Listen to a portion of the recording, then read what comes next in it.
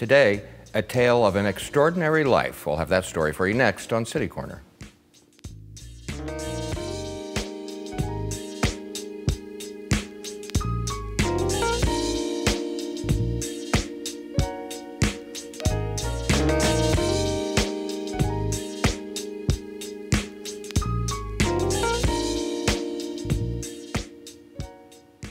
I'm Steve Potter, and welcome to City Corner. The Life at Times of Missouri's Charles Parsons, Between Art and War. That's the title of a new book by our guest today, John Launius. John, welcome to the show. Steve, thank you very much. Hey, I have to start off by saying Charles Parsons must be the most famous Missourian that I've never heard of. That is very, very true. So 1824 to 1905, and Charles Parsons was an extraordinary banker, philanthropist, art collector, author, world traveler, and his claim to fame that still remains today is that in 1905 he left his entire painting collection and over 800 objects to what is now the Mildred Lane Kemper Art Museum at Washington University in St. Louis. But John, I was always interested in history. I went to school. How come I never heard of him? Well, Charles Parsons is an interesting character in that I think around 1880 he starts to come out of the limelight. And so as you look at the change of the century, you look at the St. Louis World's Fair and a lot of attention being focused on the future, I think in a lot of ways Charles Parsons got forgotten. But what's interesting again is that you're able to see so much of the things that he contributed to in St. Louis still today. Let's look at an image. We have an image of Mr. Parsons. And that's a gentleman we're talking about, obviously, I guess, in his later years. Yeah, so this is at the height of his power when he was considered one of the most famous bankers and financiers in the entire country. This is about the time that he is sent to Chicago to be the main banker over the 1893 Chicago World's Fair, which was an international ordeal. Well, since so many of us have not heard of him, how did he get on your radar?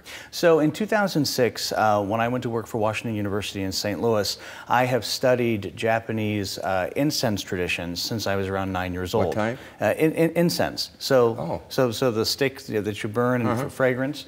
The Japanese have about a 1,500-year tradition of using fragrance in a myriad of ways, whether it's related to poetry, related to just connection between human beings. But in 2006, when I arrived at Washington University in St. Louis, I had come from 5 years of working as a contractor for the U.S. Department of Homeland Security. And one day, Dr. Sabina Ekman, who is the director of the Kemper Art Museum, she wanted to view the remaining objects of Charles Parsons' collection.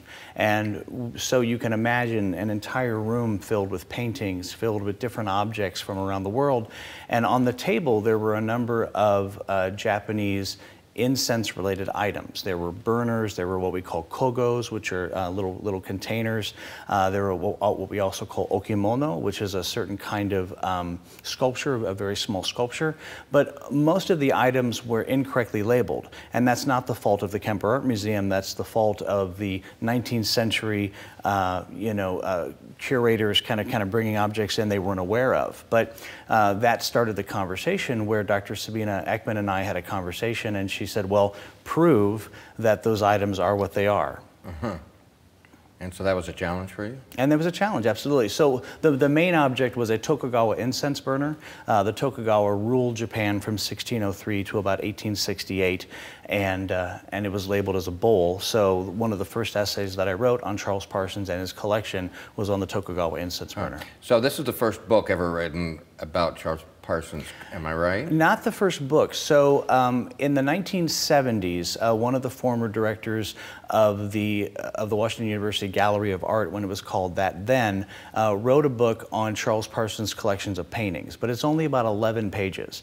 So early on in the book, I used that as a source to kind of talk a little bit about Charles Parsons' family, his arrival in St. Louis, and departure, and also return to St. Louis again. Do we find his name coming up when we're reading books about other famous people? Does his name pop up? His name can pop up, but usually associated with banking and art. So he was best friends with General William T. Sherman. When Sherman lived in St. Louis at 912 Garrison Avenue, they were only about 8 blocks from each other. And actually in the book, I reveal a little known relationship between the two of them that connected them all the way until Sherman's death, when Charles Parsons was one of the pallbearers in his funeral.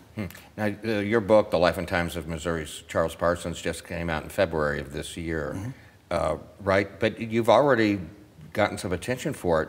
Tell me about this indie book. Yeah, so the book actually landed at #1 with indie booksellers, which was a wonderful surprise. When you talk about a local book, you know, well, there's two things going on. One, the book is local focused, but Yale University, for example, has declared it a book that has international appeal. So we're seeing the book not only gain traction in St. Louis locally, but also internationally. All right, so straighten this out for me. Are we interested in Charles Parsons because of the art aspect, or is it a whole lot more than that? It's really all of it. Because the subject of Charles Parsons is so vast and diverse, he's connected to U.S. Grant. He's connected to General William T. Sherman. He was the most powerful banker in the country. When the country was going through the fight between the gold standard and the silver standard, Charles Parsons fought to keep us on the gold standard. So the material around Charles Parsons is so vast and diverse that a whole book had to be written. Well, and I think you make the point in the book that he was a pretty popular guy too in his time. I mean, well liked by people. Absolutely well liked. I mean, so for example, St. Louis Children's Hospital was originally called the Martha Parsons Free Hospital for Children. He endowed it to her after her death in 1889. So we can see the origin of St. Louis Children's Hospital with Charles Parsons and his family. And examples of that just continue down throughout the book. Part of the title of the book, I'd like you to explain the significance of it, Between Art and War. What do you mean by that? So between art and war. So when the Civil War starts, Charles Parsons' brother, Lewis B. Parsons, becomes a general. He's best friends with Lincoln, and basically he needs people he can trust in St. Louis, because at that time, St. Louis was one of the most important places in the entire country for the Union to win the war because of the Mississippi. So Lewis B. Parsons, and there's a photo of him right there, brings his brother back from Keokuk, Iowa, because Charles Parsons leaves St. Louis for a short time to go to Keokuk, Iowa, but comes back to St. Louis and becomes the general quartermaster in the city of St. Louis. What that means is that he was moving men and supplies for not only just one general's army, all of the armies in the East and in the West. And if their successful movement of men and troops would not have occurred, the Union would not have won the war. Okay. Let's back up and start in the beginning, though. You call him Missouri's Charles Parsons, and he was a Missourian, but not originally. So it all started in New York. Correct. So in Homer, Cortland County, New York, Charles Parsons. And where is that in New York? So it's a little bit. It's about maybe 2.5 hours north of New York City. Oh, upstate. Yep. So upstate. So he comes to St. Louis originally, and actually he arrives during the cholera epidemic. Oh, wow. And a very dangerous time in St. Louis. Almost 4,000 people died at that particular time. But so the economy wasn't great in St. Louis. And Page and Bacon, who were bankers in St. Louis, you've heard of Page Avenue. Yes. The two of them said, Charles Parsons, you need to go to Keokuk, Iowa. Keokuk, Iowa is a boom town. Go ahead and start a bank there. So he does, and he's hanging out with people like Samuel Clemens. He's hanging out with different people in Keokuk and sees great success until the Panic of 1857. I was going to say, don't you make the point in the book, too, that Keokuk at that time, it might have become more prominent than St. Louis people were thinking. Absolutely. Well, part of that was because the railroads were allowed to go across the Mississippi into Keokuk. At that time, St. Louis wasn't allowing that because of the way the ferries were controlling all movement across the river at that time. So with the railroads being able to go into Keokuk, you suddenly saw a boom happening very, very quickly. Had the Panic of 1857 not occurred, Keokuk may have become larger than St. Louis. So is that what resulted in him coming to St. Louis then? Correct. So the Panic of 1857 moves us closer to the Civil War because the South wasn't as impacted as the North was in the Panic of 1857. And so what happened was that the South started to get more confident about their role. And when that occurred, you started to move us closer and closer to the Civil War, and that's when Charles Parsons comes to St. Louis and begins his life here. And did he always have this interest in art collecting? Not always. So his father, it was very important for his father to teach his children about the world. And what Charles Parsons very quickly learned as he started to be successful was that through art we could connect all people. And what Charles Parsons was really about was about the common good for all people. One of the most interesting conversations is that, you know, you've seen at the St. Louis Art Museum today that it's free. Well, that's not true around the entire country. Right. But Charles Parsons and his circle of businessmen, they said, we want to make art free for all. And so those conversations were starting in the 19th century, a good 40 years before you saw the actual development of what would be first called the City Art Museum, before it would be called then the St. Louis Art Museum. We have him to thank for that, because that's one thing I always brag about to people from out of town about things we have in St. Louis that are free, like the Art Museum. Absolutely. Yeah, well, so the first art museum was at 19th and Locust in downtown St. Louis. Now it's just a large warehouse. But at that time, at 19th and Locust, and that's the photo on the cover of the book, that was the first art museum west of the Mississippi, and also the first school. And there we have it there. Yeah, there it is. And it was a beautiful building. And inside of that, you know, you had works from Harriet Hosmer, who was the first internationally acclaimed female sculptor who actually trained here in St. Louis. So did I understand you right? Is this building no longer there? It is no longer there.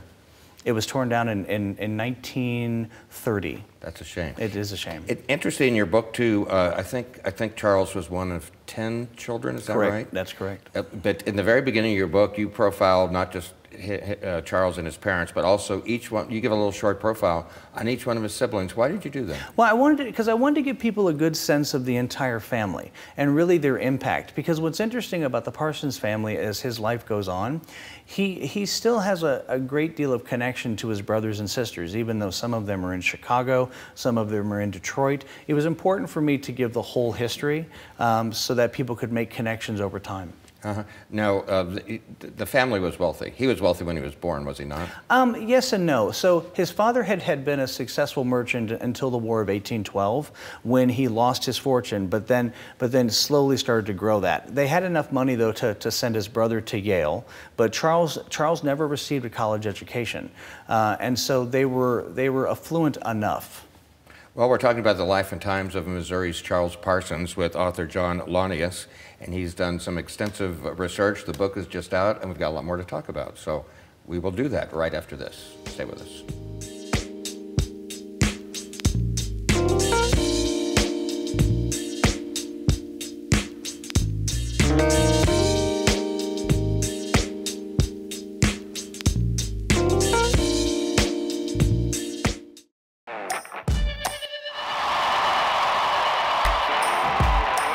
So when we said, where do we start? For me, it was that warmth and love. It said, let's start in St. Louis.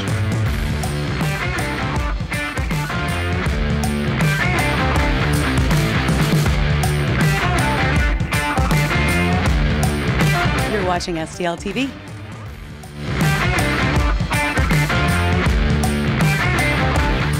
Operation Wonder Park is a go! There's nothing more powerful than imagination. But don't just imagine. Use STEM to change the world. Who's with me? Oh, it's gonna hurt tomorrow. If she can STEM, so can you. Find out more at She Can STEM.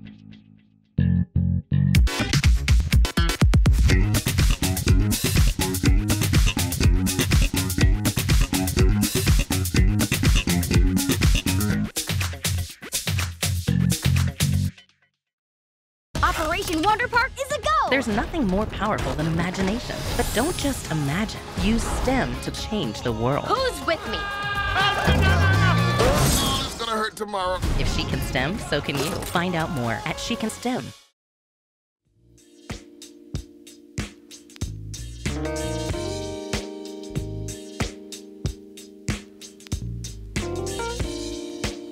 I'm Steve Potter. Welcome back to City Corner. And today we're talking with John Launius about his new book, The Life and Times of Missouri's Charles Parsons, Between Art and War. And just to kind of recap real quickly, John, Mr. Parsons was born to a prominent family in New York, moved here, eventually became very well known in business and as an art collector. That's correct. And little known to most people. Little known to most people, but you can see his collection of art today at the Mildred Lane Kemper Art Museum. You can also see his mummies at the St. Louis Art Museum. Now, yeah, you referred to the Kemper Art Museum in the first segment.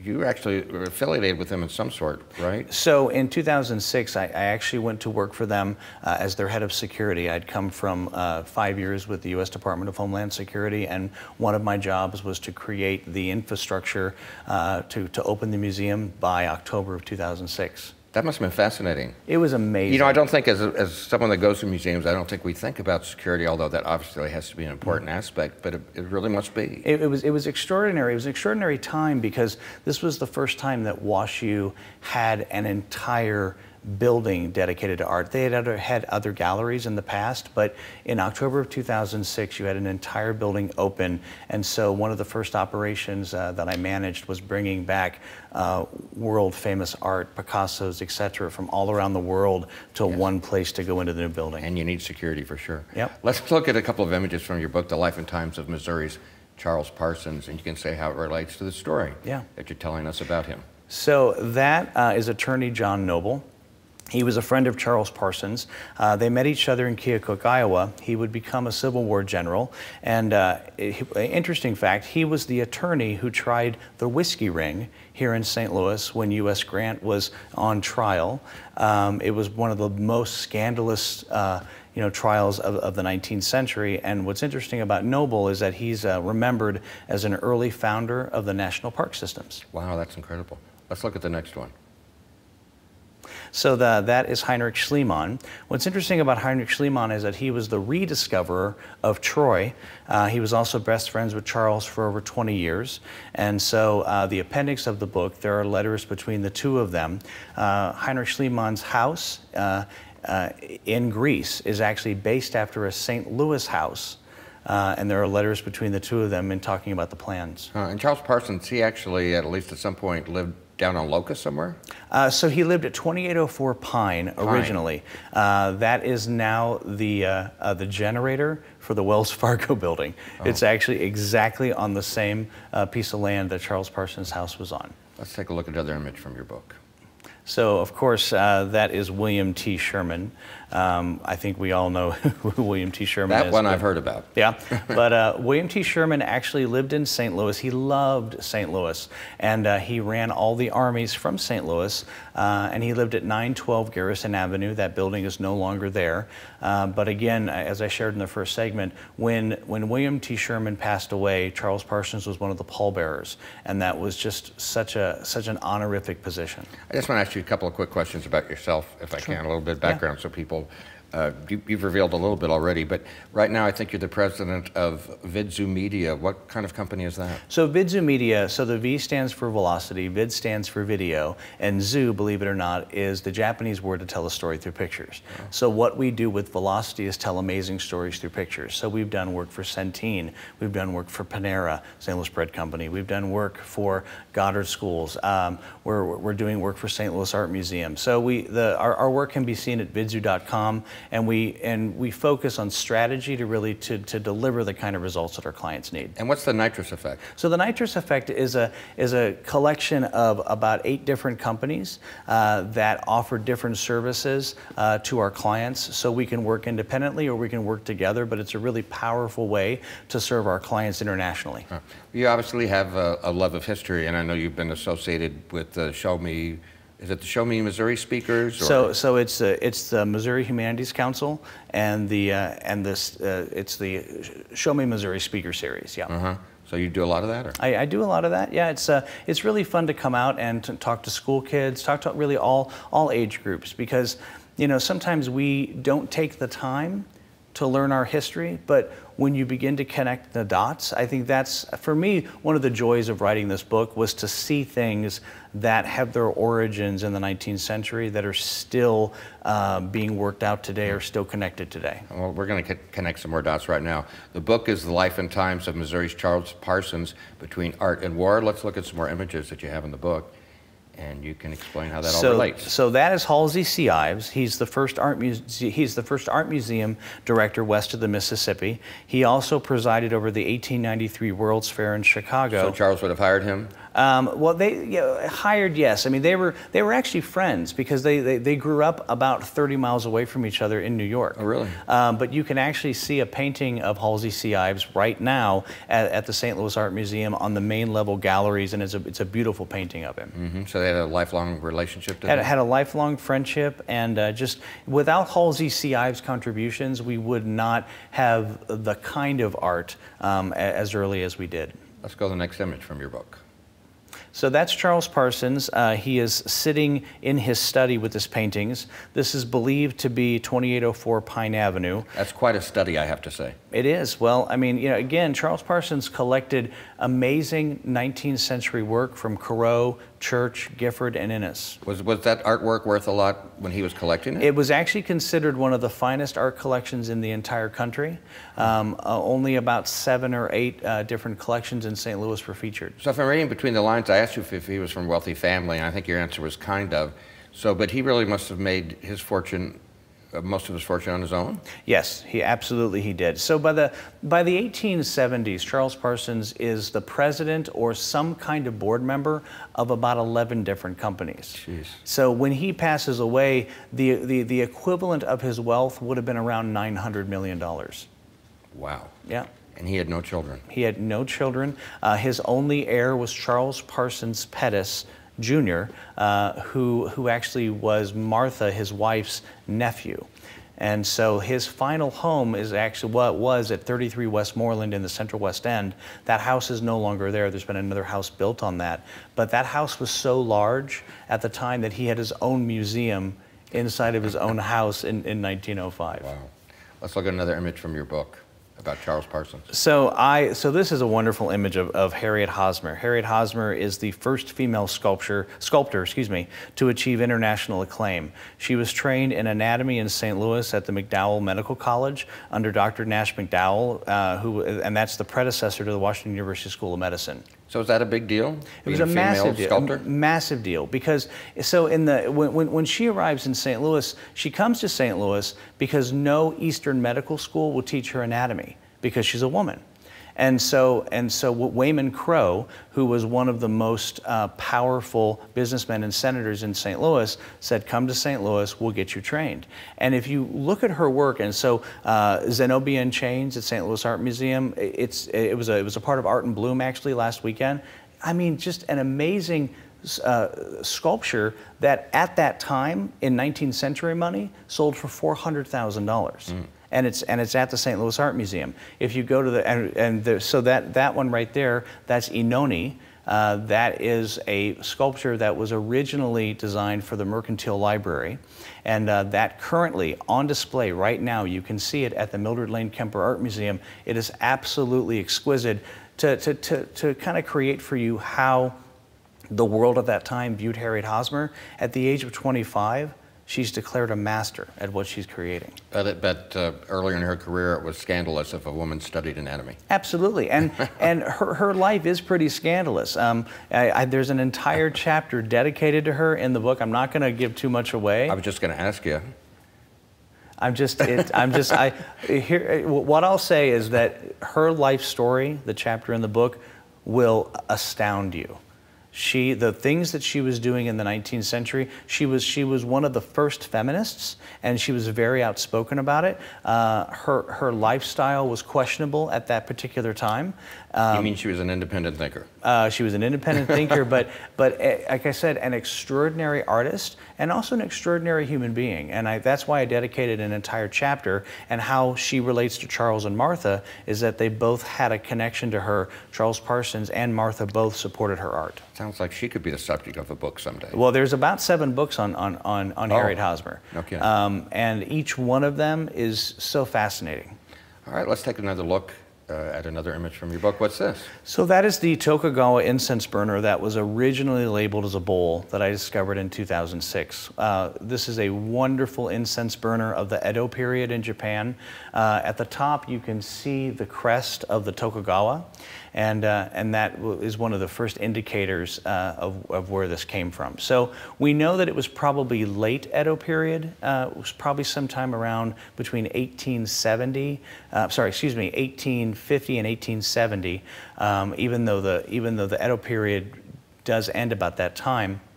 And then obviously this is one of the mummies at the St. Louis Art Museum. That's Hennet Wedgaboo.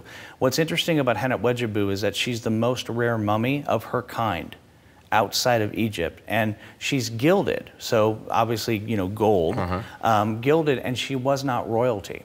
So this is the most rare mummy outside of Egypt. It is on display right now at the St. Louis Art Museum. But he had a thing for mummies. He did. So as early as 1870, we see that Parsons actually is inquiring about, can I purchase a mummy? Can I find these? And we do know there's a letter that exists that he probably bought a child mummy sometime around 1870. Is this a different one here? Yeah, so that's Petmenech.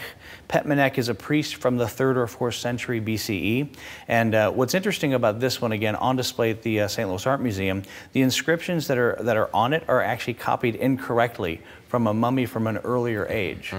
So imagine 1,500 years ago, you know, taking these inscriptions from an earlier mummy, but they're totally wrong. Fascinating. So this is Charles Parsons' Cenotaph. This is at Bellefontaine Cemetery, which will be at this Saturday at 2 p.m. for a talk and presentation. This is Charles Parsons' final resting place, along with other members of the family. Did all the brothers and sisters didn't move here, did they? No, they did not. So his one brother is he's buried in Chicago, and another brother in Detroit. Well, you mentioned he and his wife didn't have any children of their own, but they adopted, I think it was his wife's nephew or something? Charles Parsons. Or at least left him the money. Any relatives left in St. Louis that you know about? Yeah, so if there are relatives here still in St. Louis, I've not been in contact with them, but it would be the Pettis family. And so do you know everything now about Charles Parsons you want to know? And just in a nutshell, what's his real legacy for us today? So I think the legacy for Charles Parsons is really 2 things. One, his business philosophy of really using business to work for the common good, and then also his art collection. Well, the book is from History Press. If you'd like to know more about it, it's The Life and Times of Missouri's Charles Parsons, Between Art and War. John Launius has been our guest. You can go to historypress.com or your Instagram page, I guess, and find out more all the time. John, it's fascinating. What's your next book? Next book is called Love and Letters in World War II. Okay, come back and see us, will you? Thanks, Steve. John Launius, thank you so much. I'm Steve Potter, and thank you for watching this edition of City Corner. We'll see you next time. Bye.